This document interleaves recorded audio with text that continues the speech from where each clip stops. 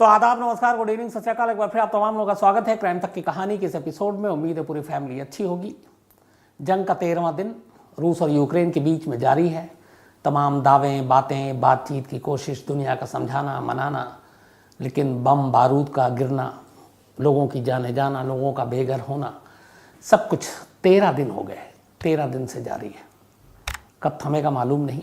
बाकी अपडेट दिन भर आप कल जितने न्यूज़ चैनल हैं आपने देखा ही होगा, जंग लगातार की खबरें आ रही हैं। हालांकि एक कल अजीब चीज़ हुई थी।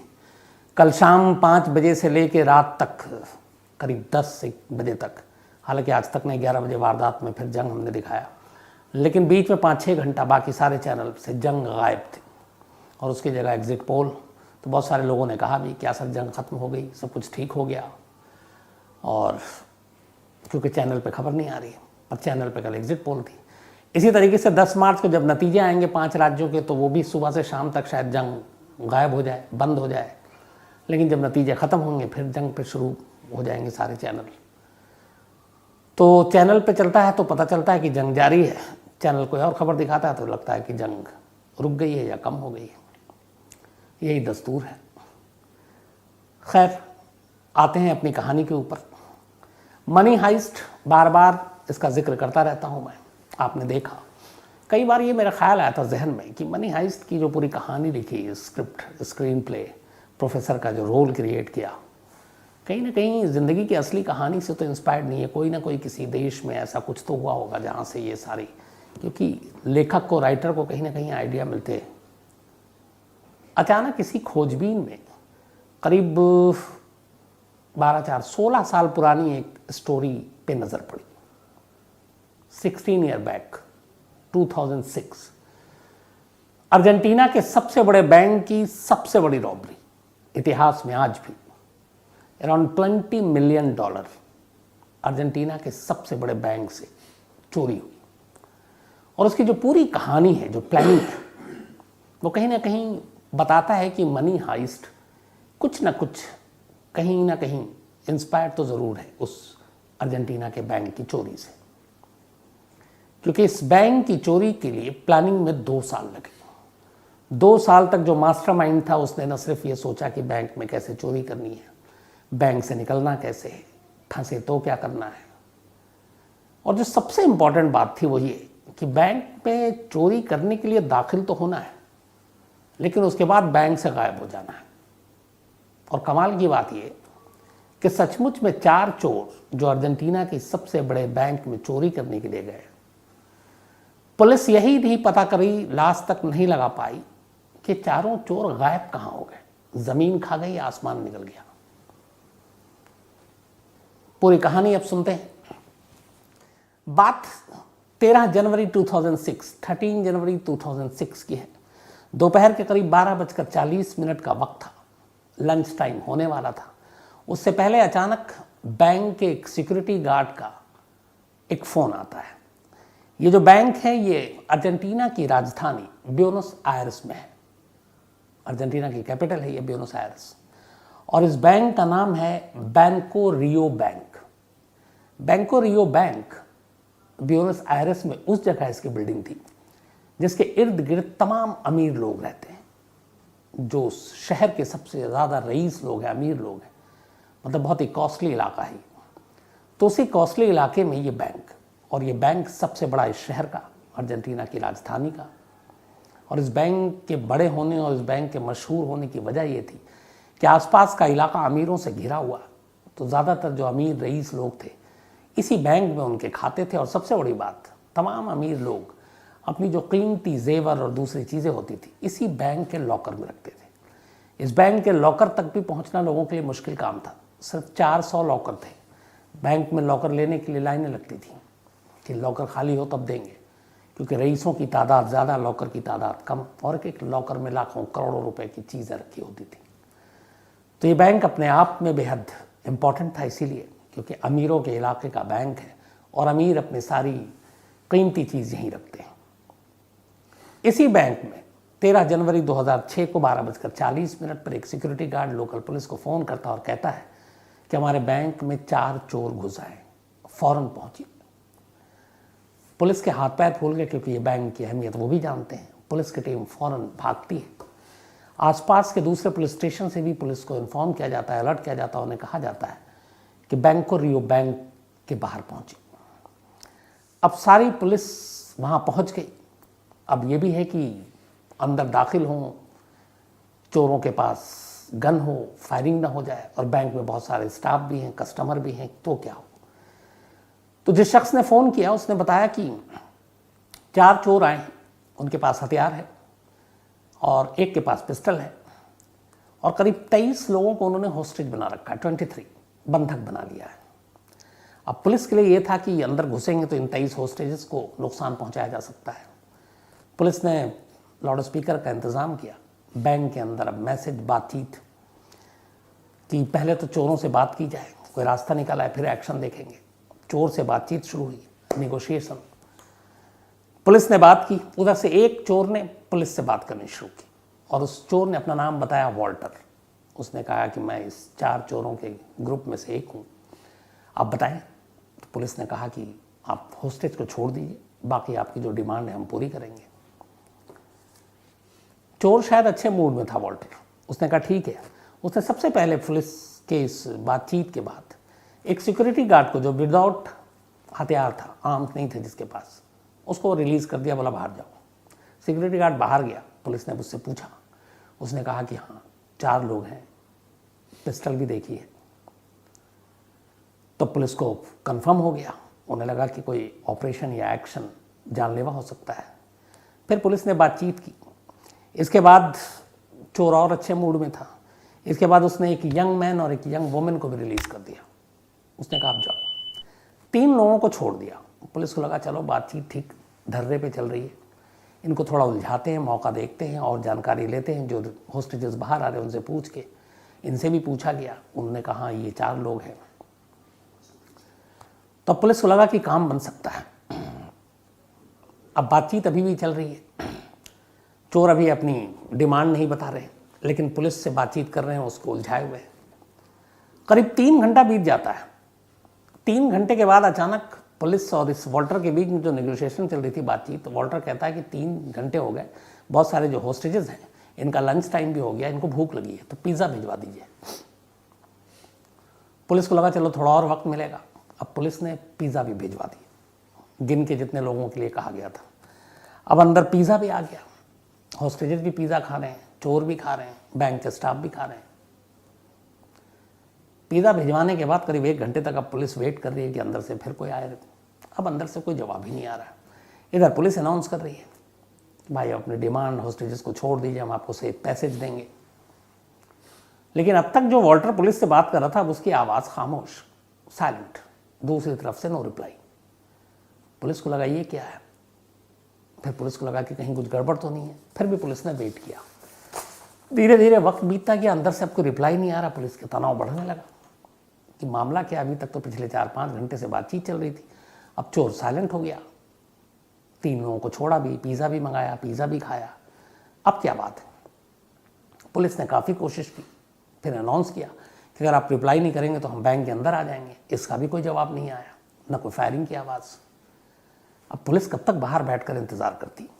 अच्छा, इस दौरान पुलिस ने जब बैंक से फ़ोन आया तो इस बैंक की बिल्डिंग को चारों तरफ से घेर लिया। घेरा चारों तरफ से था, लेकिन निकलने के रास्ते सिर्फ 2 थे। उन्हीं 2 रास्तों से ही बैंक के कोई अंदर जा सकता था या बाहर आ सकता था, बाकी और कोई रास्ता था नहीं। लेकिन सेफ्टी के लिए पुलिस ने बैंक को चारों तरफ से घेर रखा। 100 से ज़्यादा पुलिस अफसर बैंक के चप्पे चप्पे पर अपनी नजरें गाड़े हुए कि अगर कोई खिड़की से, कोई किसी और रास्ते से भी बाहर आएगा तो पकड़ा जाएगा। तो पूरे बैंक की घेरेबंदी है, निकलने के रास्ते 2, निकला अभी तक कोई नहीं है। अब अचानक सन्नाटा, नेगोशिएशन हो नहीं रही है, चोर बात नहीं कर रहा है। आखिर पुलिस ने कई वार्निंग देने के बाद सोचा कि बाहर खड़े होकर इंतजार करने का मतलब नहीं है, बैंक के अंदर दाखिल होना होगा। इसके बाद पुलिस ने बाकायदा अनाउंस करके कि हम अंदर आ रहे हैं, हम आपको कोई नुकसान नहीं पहुंचाएंगे, आप भी बंधकों को कोई नुकसान मत पहुंचाना, और बातचीत करेंगे जो भी आपका मसला हो। पुलिस की टीम बड़ी हिम्मत करके पहली बार शाम होने से पहले बैंक के अंदर दाखिल होती है। अब जब पुलिस की टीम बैंक के अंदर दाखिल हुई तो अंदर का मंजर देखकर पुलिस के होश उड़ गए। पुलिस ने देखा कि अंदर सारे स्टाफ अपने अपने काउंटर पे बैठे हैं। पुलिस को लगा कि किसी और फ्लोर पे, अब बैंक का ही 3 फ्लोर था और नीचे ग्राउंड। सेकंड फ्लोर पे गई पुलिस, देखा वहाँ पे भी जो लोग हैं, थर्ड फ्लोर पे भी है, लेकिन सारे नॉर्मल हैं। किसी के चेहरे पे शिकन नहीं, तनाव नहीं, डर नहीं, खौफ नहीं। और तीनों फ्लोर पे टोटल जो बैंक के स्टाफ जो उनको होस्टेज बनाया गया वो भी है। हर एक की अब निशानदेही की गई, कौन कौन क्या है। तो पता चला ये सारे स्टाफ थे, या फिर जिनका बैंक में अकाउंट था वो लोग आए थे, या सिक्योरिटी गार्ड थे। इसके अलावा एक भी ऐसा सस्पेक्टेड, एक भी संदिग्ध या अननोन शख्स उस बैंक के अंदर कैंपस में नहीं मिला। तो अब सवाल था कि वो चारों चोर कहाँ गए, क्योंकि पुलिस ने बैंक के स्टाफ से निशानदेही कराई, शिनाख्त कराई, हर एक की आइडेंटिटी हो गई, और जो विटनेस थे अंदर उन्होंने कहा कि ये चोर नहीं थे। अब पुलिस बैंक के चप्पे चप्पे को छान रही है। चारों चोर गायब। बैंक के 2 रास्तों के अलावा कोई तीसरा रास्ता नहीं। बैंक के ज़मीन को खंगाला, कहीं कोई सुरंग नहीं। अब पुलिस के होश उड़ गए कि गए तो गए कहाँ, अभी तक तो यहीं थे। पुलिस ने धीरे धीरे हर बैंक को खंगालना शुरू किया। इसके बाद वो बेसमेंट में गई। बैंक के जो सारे लॉकर थे 400, वो बेसमेंट में थे। अभी तक ऊपर से पता चला कि तीनों फ्लोर पे जहाँ बैंक में कैश है, बाकी चीज़ें हैं, कोई चीज़ चोरों ने चोरी नहीं की, न किसी से कोई बदतमीज़ी की। यहाँ तक कि चोरों को पता चला कि उसी दिन एक बैंक के स्टाफ का बर्थडे था, 13 जनवरी को। बाकायदा बर्थडे विश किया, बर्थडे के सॉन्ग आए, चोर ने, वो भी खुश। तो किसी को तकलीफ नहीं पहुंचाई, किसी से कोई पैसे नहीं लिए, ना लूटे, सारे कैश वहीं पे। अब पुलिस की टीम बेसमेंट में पहुंची। बेसमेंट में पहुंची तो पहली बार देखा 400 जो लॉकर्स थे, उनमें से 143 143 लॉकर टूटे हुए थे। 400 में से लॉकर के अंदर का सामान गायब। अब हर लॉकर में कीमती चीज़ें, जेवर से लेके बाकी सारी चीज़ें, 143 लॉकर। लेकिन पुलिस के लिए पहेली ये कि चारों चोर गए कहाँ। तमाम तलाशी ली, पुलिस को सिर्फ उस बेसमेंट से 3 चीज़ें मिली सबूत के नाम पर। एक टूल्स जिससे लॉकर खोला जाए या तोड़ा जाए, इसके अलावा एक टॉय गन, जो बाद में पता चला कि जो चोरों ने ऊपर में चोरी की थी और जिन्हों को बंधक बनाया था, वो असल में एक खिलौना था, हथियार था ही नहीं।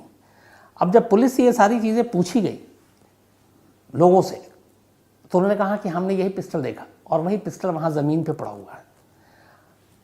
अब इसका मतलब ये था कि पूरी रॉबरी जो है एक टॉय गन यानी कि खिलौने के हथियार पे हो गई।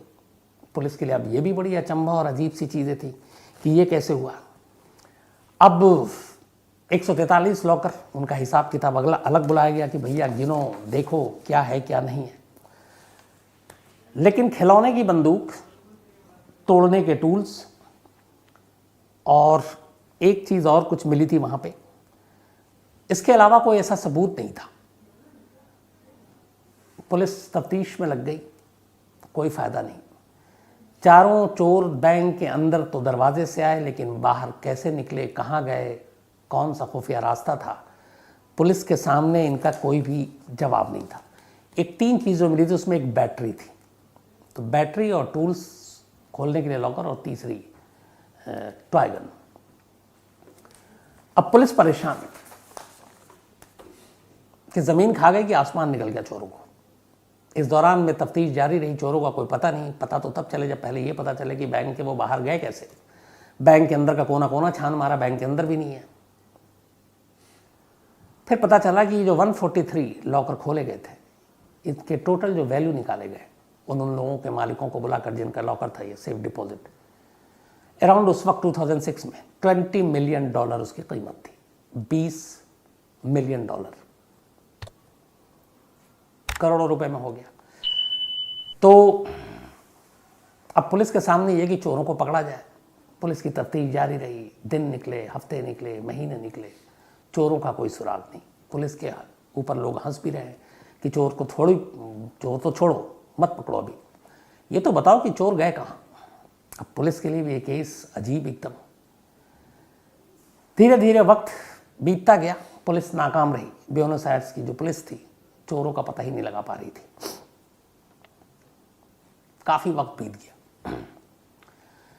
एक दिन अचानक एक लड़की ब्यूनस आयर्स के एक पुलिस स्टेशन में पहुंचती है और पुलिस स्टेशन में पहुंचकर कहती है कि ये जो बैंको रियो बैंक में जो चोरी हुई थी 13 जैन को, मैं उनके चोरों के बारे में जानती हूँ। पुलिस वाले खड़े हो गए एकदम सकपका कर, कि जिसके लिए पूरी टीम लगा दी, जिसका ये भी नहीं पता चल पा रहा है कि बैंक के अंदर से वो गए कहाँ, ये लड़की बता रही है। खैर उस लड़की से उन्होंने पूछा, फिर उन्होंने कहा कि तुम हमें झूठ भी तो बता सकती हो, क्या है सबूत। इत्तेफाक से उस जो 143 लॉकर में से बहुत सारे गहने जेवर चोरी हुए थे, उनमें से एक जेवर उस लड़की ने उस पुलिस वाले को दिया और कहा कि इस जेवर को क्रॉस चेक कीजिए। ये 143 जो सेफ बॉक्स थे, जो लॉकर थे, उनमें से गायब हुआ था कि नहीं।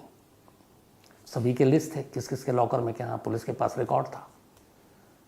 वो वाकई उसी लॉकर से चोरी हुआ था। पुलिस को यकीन हो गया। अब पुलिस ने उस लड़की से पूछा, पुलिस ने एक नाम बताया उसको, पुलिस ने उस नाम को ढूंढा और फौरन गिरफ्तार कर लिया। बाद में पता चला कि लड़की ने जिसका नाम बताया था वो उसी का अपना बॉयफ्रेंड था, उसका दोस्त था। और उसी लड़की ने अपने बॉयफ्रेंड को, जिसको पुलिस अब तक एक चेहरा जो है सामने नहीं है चोर का, वो ले आई, खुद ही जाकर पुलिस स्टेशन में बता रही है। तो खैर उसको पकड़ा गया। इसके बाद उससे पूछताछ की गई तो उसने 3 नाम और बताए और इस तरीके से चारों चोर पुलिस के शिकंजे में आ गए। एक ऐसी चोरी जिसकी जबरदस्त प्लानिंग थी, ये पार्ट अब खुलेगा।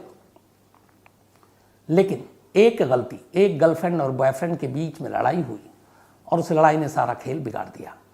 दरअसल हुआ कि ये चोरी के बाद इस लड़की के बॉयफ्रेंड ने, जो 4 चोर में से एक था, उसने लंबी लंबी फेंकने के चक्कर में अपनी गर्लफ्रेंड को एक दिन ये बोल दिया कि ये सब पुलिस सब बेकार की चीज़ें हैं, दिमाग होना चाहिए। तुम्हें पता है इतने बड़े बैंक में चोरी की, मीडिया में, अखबारों में, टीवी पर खबरें, आज तक पुलिस ये नहीं पता कर पाई कि बैंक के चोर कौन थे। छोड़ो, ये भी नहीं पता कर पाई कि बैंक से वो बाहर कैसे निकले। बोला वो चोरी हम लोगों ने की थी, मैंने और मेरे दोस्तों ने। लड़की को यकीन नहीं हुआ, गर्लफ्रेंड थी। खैर उसने कुछ गिफ्ट दिया, कुछ जेवर और बाकी चीज़ें। फिर उसका उस वक्त तक रहन सहन बदल गया था, पैसे बेशुमार थे, तो उसकी गर्लफ्रेंड को यकीन हो गया। लेकिन इत्तेफाक से इस सारी लंबी लंबी जो उसने छोड़ी अपनी गर्लफ्रेंड के पास राज खोल दिए। उसके कुछ महीने के बाद उसका और उसकी गर्लफ्रेंड का झगड़ा हो गया, दोनों अलग हो गए। गर्लफ्रेंड को इतना गुस्सा आया, उसने कहा कि इसको सबक सिखाऊंगी, और उसने जाकर पुलिस स्टेशन में सब कुछ उगल दिया। इस तरह गर्लफ्रेंड और बॉयफ्रेंड की झगड़े की वजह से एक ऐसी चोरी जो राज ही रहती शायद, क्योंकि पुलिस ने कोई रोल प्ले नहीं किया, पुलिस पकड़ ही नहीं पाई, बट इनके रिश्तों के झगड़े के चक्कर में वो राज खुल गया। अब जब 4 चोर सामने आए तब पूरी कहानी सामने आई। कहानी ये थी कि ब्यूनस आयर्स में एक शख्स रहता था, इसका नाम था फर्नांडो अराउजो। तो फर्नांडो ही बोलूंगा, अराउजो थोड़ा मुश्किल है। तो फर्नांडो ड्रग्स लिया करता था, कभी कभी छोटी मोटी चोरियां वोरियां भी कर लेता था। लेकिन कहते हैं कि उसका दिमाग बहुत तेज चलता था, बड़ा शातिर था। 2004 के आसपास उसके दिमाग में आया कि कोई एक लंबा हाथ मारा जाए, एक बड़े बैंक को लूटा जाए और ऐसी चोरी की जाए जो नायाब चोरी हो, कोई पकड़ ना पाए। अच्छा, जब वो दोस्तों के साथ बैठता था, ड्रग्स लेता था, तो उसके दोस्त भी कहते थे, यार तेरा दिमाग बहुत शातिर है, बहुत तेज है, तू, तेरे आइडियाज़ बड़े गजब के होते हैं, कुछ अच्छा आइडियाज़ बता। तब उसने एक दिन, उसी का एक और दोस्त था फर्नांडो का, उसका नाम था सेबेस्टियन। सेबेस्टियन एक बैंक का मुलाजिम रह चुका था, फिर उसने नौकरी छोड़ दी, उसकी अपनी ज़िंदगी चल रही थी, कुछ और धंधा कर रहा था, लेकिन शरीफ था, इलीगल काम नहीं करता था। लेकिन फर्नांडो और सेबेस्टियन बहुत पुराने दोस्त थे। तो एक दिन ड्रग्स लेके उसने सेबेस्टियन के सामने एक आइडिया दिया। उसने कहा कि ये बताओ, एक बैंक में चोरी होती है, बैंक के अंदर चोर घुसते हैं और बैंक के अंदर ही चोर गायब हो जाते हैं, किसी को पता ही नहीं कि वो बैंक से बाहर कैसे गायब हुए, कैसी है कहानी। सेबेस्टियन उस वक्त वो भी उसके साथ ड्रग्स ले रहा था, अपने होशो हवाश में नहीं था। तो उसने कहा कहानी अच्छी है, लेकिन फिर आगे अब फर्नांडो ने इसको बताना शुरू किया, पर सेबेस्टियन ने सुना ही नहीं, नशे की वजह से। कि ऐसा कैसे होगा कि एक बैंक में चोर गए और उसके बाद चोरी करके निकल गए और पता ही नहीं कि वो कहाँ निकले, कैसे गायब हुए, बैंक के अंदर से वो गायब। तो जो आगे की कहानी बताई सेबेस्टियन सुन ही नहीं पाया नशे की वजह से, बात आई गई होगी। कुछ वक्त के बाद फर्नांडो ने कहा कि पूरी रैकी की, उसने कहा ये जो बैंको रियो बैंक है ब्यूनस आयर्स में, ये अमीरों का बैंक है, यहाँ पे बड़े सारे लॉकर हैं, इसी में चोरी की जाए। अब इस चोरी के लिए लेकिन सारे प्लानिंग करने थे, तो पहले उसने ये देखा कि इस बैंक का लोकेशन कहाँ पे है, बैंक के एग्जिट एंट्री सारी देखे। फिर उसने सोचा कि उसी बैंक को हम लूटेंगे जिस बैंक तक कोई ना कोई टनल जाता हो। पुराने ज़माने में सारे, आज भी बहुत सारे हैं। तो ये जो बैंको रियो बैंक था, इससे कुछ दूरी पर एक टनल था, बैंक के नीचे बिल्कुल नहीं था, एक टनल था। और उस टनल के बाद आप अगर वहाँ टनल के आखिरी तक पहुँच गए, फिर वहाँ से आप खुदाई करके बैंक तक खोद के अंदर जा सकते थे। लेकिन इसकी प्रॉब्लम ये थी कि जिस टनल के ज़रिए ये बैंक तक पहुँच सकता था, उस टनल में आधा पानी था, वो पानी आधा फ्लो करता था और आधा ऊपर खाली था। तो अब पानी के साथ तैर के कैसे जाया जाए, टनल हालांकि काफ़ी बड़ा था, तो पहली मुश्किल ये थी। दूसरी ये थी कि अकेले तो बस का काम था नहीं, तो इसमें एक वो शख्स चाहिए जिसे इस बैंक और बैंक के लॉकर और वो सारी जगह पे आइडिया हो। अब बैंक महंगा था, अमीरों का था, उस बैंक में अकाउंट भी नहीं था, लेकिन सेबेस्टियन बैंक में काम कर चुका था।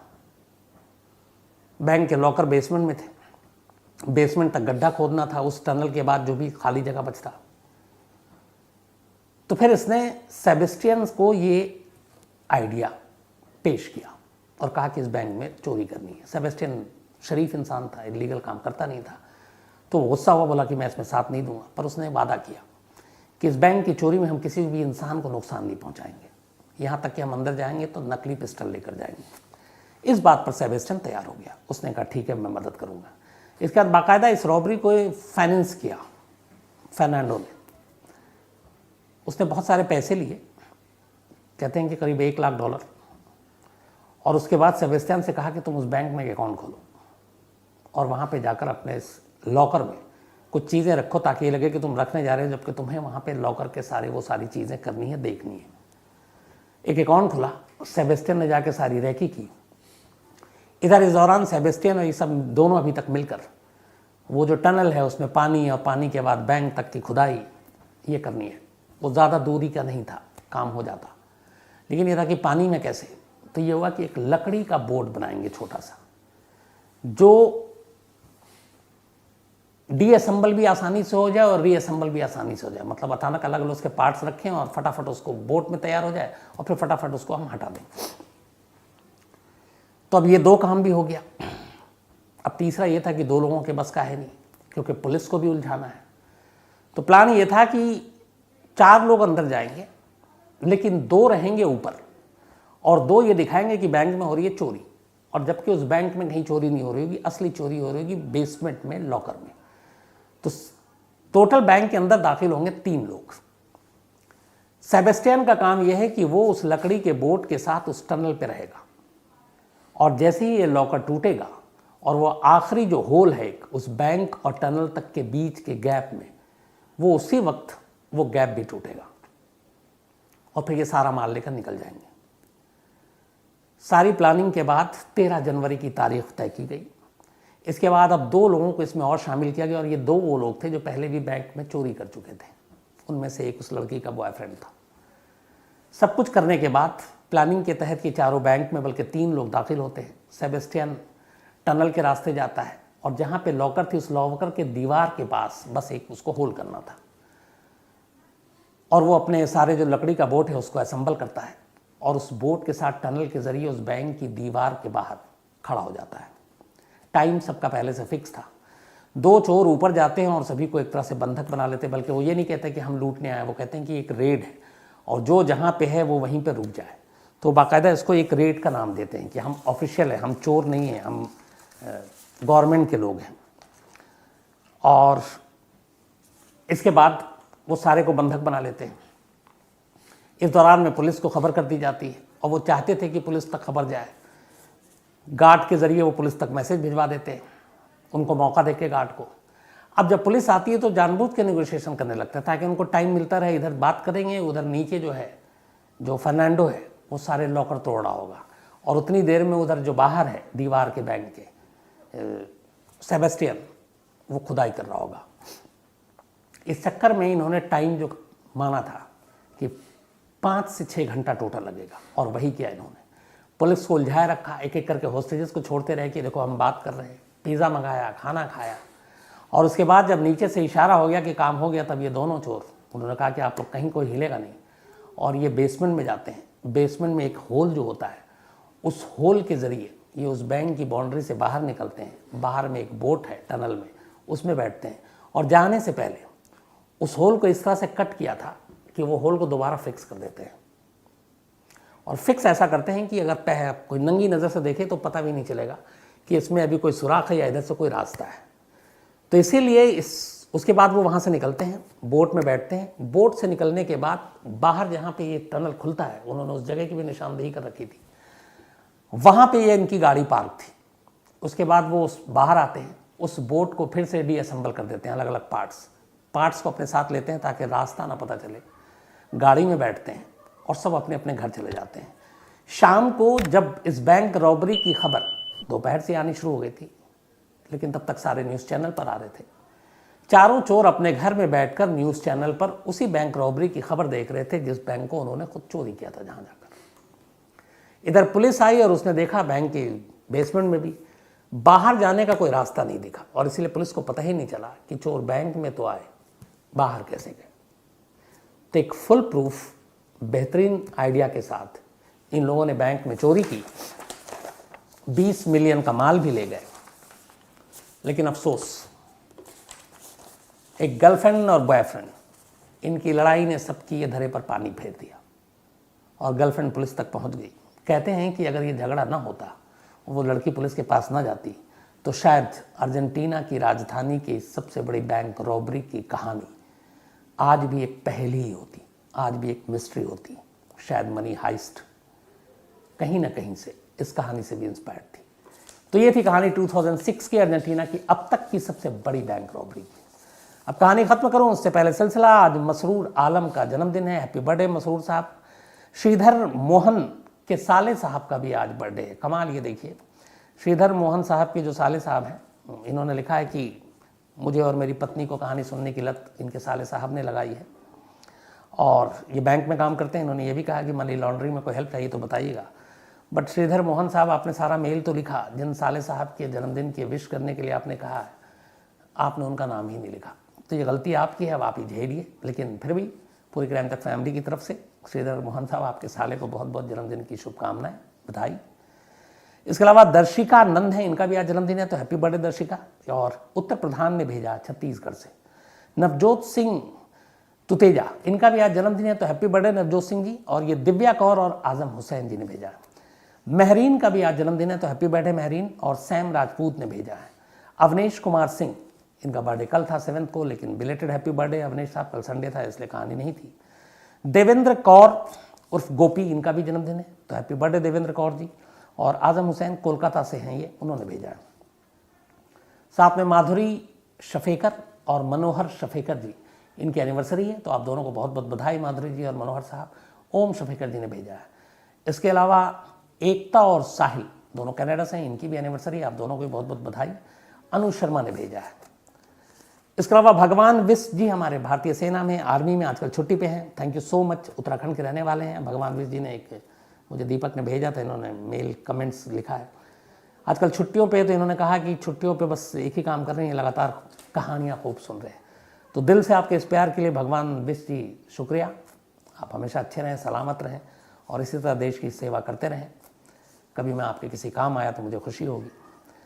आनंद शर्मा हैं, इन्होंने ये लिखा था, ये कभी कभी बहुत ही अच्छे अच्छे मेल भेजते हैं आनंद शर्मा साहब, शायद पटना से हैं। कल की जो बात बता रहा था कि क्या जंग खत्म हो गई, वॉर रुक गया, सब ठीक है, क्योंकि कल एग्जिट पोल था तो न्यूज़ चैनल से वॉर गायब था।